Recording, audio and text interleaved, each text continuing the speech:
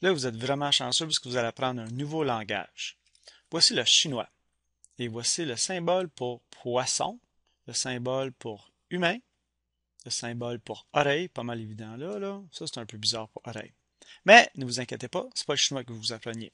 Mais c'est un plus un langage en mathématiques. Comme le chinois, il faut apprendre des nouveaux symboles. Alors, en voici les nouveaux qu'il va falloir apprendre. Celui-là. Ça veut dire pour tout.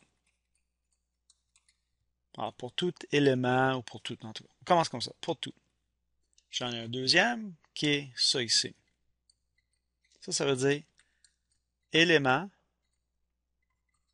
de. Après ça, j'ai une ligne verticale. Ça ressemble beaucoup à un L. Ça, c'est tel que.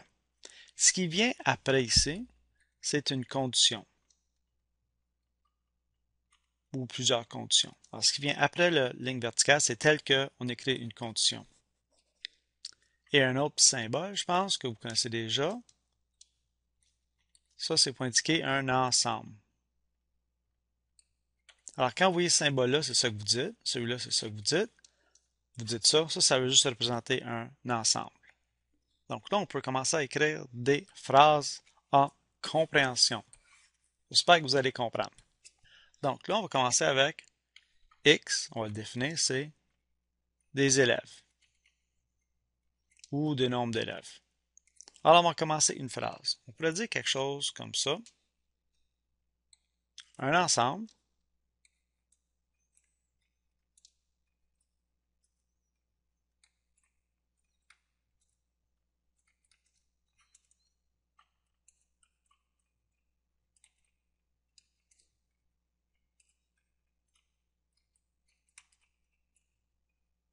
donc, j'ai mon symbole d'ensemble. Donc, ça, c'est un ensemble. Alors, je lis. Pour tout X ou pour tous les élèves qui appartiennent ou sont éléments ou qui sont un élève du groupe 51, tel que X ou les élèves portent des lunettes. Alors, pour tous les élèves qui font partie du groupe 51, mais je veux ceux qui portent des lunettes. On pourrait écrire la phrase comme ça. Disons, dans ce groupe 51-là, j'avais 3 élèves. Disons, j'avais Marie, Julie et Pierre. Alors, ça ici, la façon que c'est écrit, ça s'appelle écrire en compréhension. Et quand je nomme les éléments de cet ensemble-là, c'est en extension. Ça, c'est extension, compréhension. Alors, pourquoi est-ce qu'on écrirait en compréhension? C'est un peu niaiseux parce que si je veux appeler quelqu'un, disons les 3 élèves à l'intercom, mais j'aimerais me dire, ben Marie, Julie, Pierre, ouais, venez en avant, là, j'ai quelque chose pour vous autres. Mais au lieu d'écrire groupe 51, disons, je décide de changer ça et j'écris de l'école. Mais là, j'en ai pas mal plus là, qui portent des lunettes dans l'école. Donc, c'est un avantage de dire ça ici. Vous dites, mais là, je veux tous les élèves de l'école qui portent des lunettes. Ouais, allez dehors. Au lieu de toutes les nommer. Parce que toutes les nommer, ça peut être vraiment long. Donc, l'avantage, des fois, c'est que je peux en nommer une bonne gang sans toutes les écrire. Mais pourquoi est-ce que j'ai fait ça? Ben, je vais vous le dire là. Dans une leçon tout à l'heure, on avait écrit, disons, quelque chose comme X est plus petit que 5. Mais c'est pas vraiment précis, ça. Parce que je veux dire, quel type de X? Parce que dans une des leçons précédentes, on avait appris qu'il y avait comme 3 gros groupes d'ensemble de nombres. On avait les nombres naturels. Ça, c'est les nombres positifs entiers. Les nombres entiers. Ça veut dire que les nombres entiers négatifs et positifs. Et on avait le R qui était les nombres réels. Mais les X là, font partie de quel groupe là-dedans? Alors, si j'écris en compréhension pour tout X, qui est un élément de, disons, N, tel que X est plus petit que 5. Là, c'est plus clair. Là, je sais que c'est N.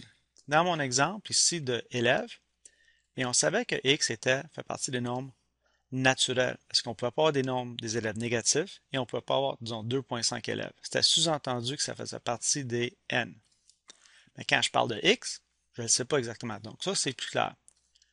Si je veux l'écrire en extension, bien là, j'aurais 0, 1, 2, 3, 4.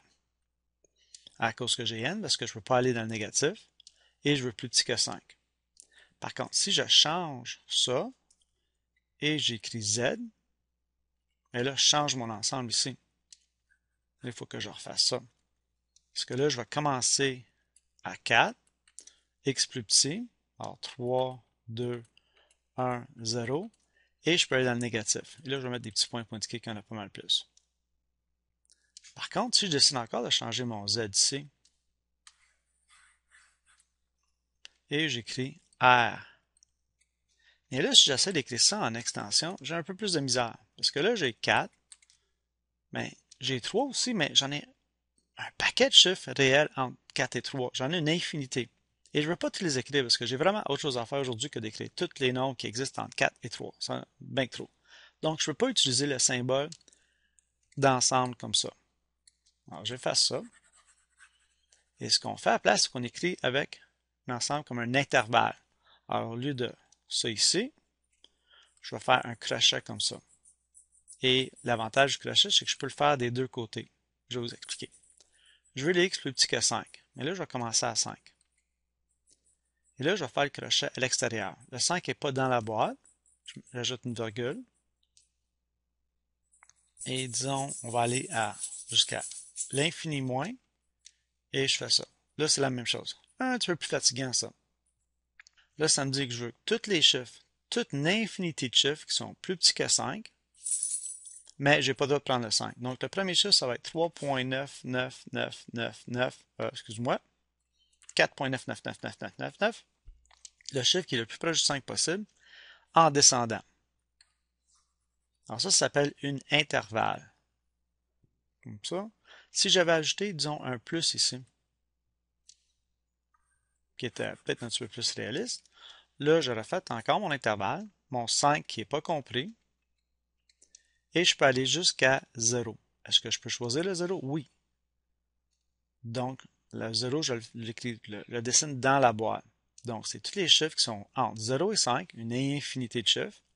Je peux prendre le 0, je commence au chiffre qui suit tout de suite après le 0, et je m'arrête jusqu'au 5. Mais je n'ai pas le droit de prendre le 5 à cause de la boîte est à l'extérieur.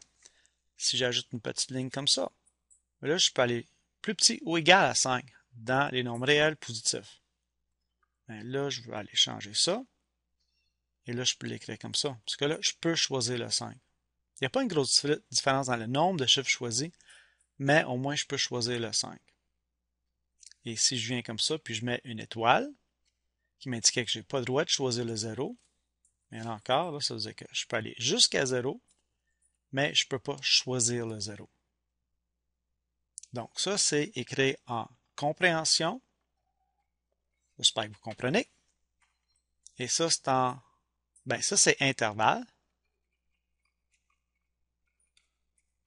Et si j'avais quelque chose avec tous les éléments comme 3, 4, 5, ça, c'est en extension.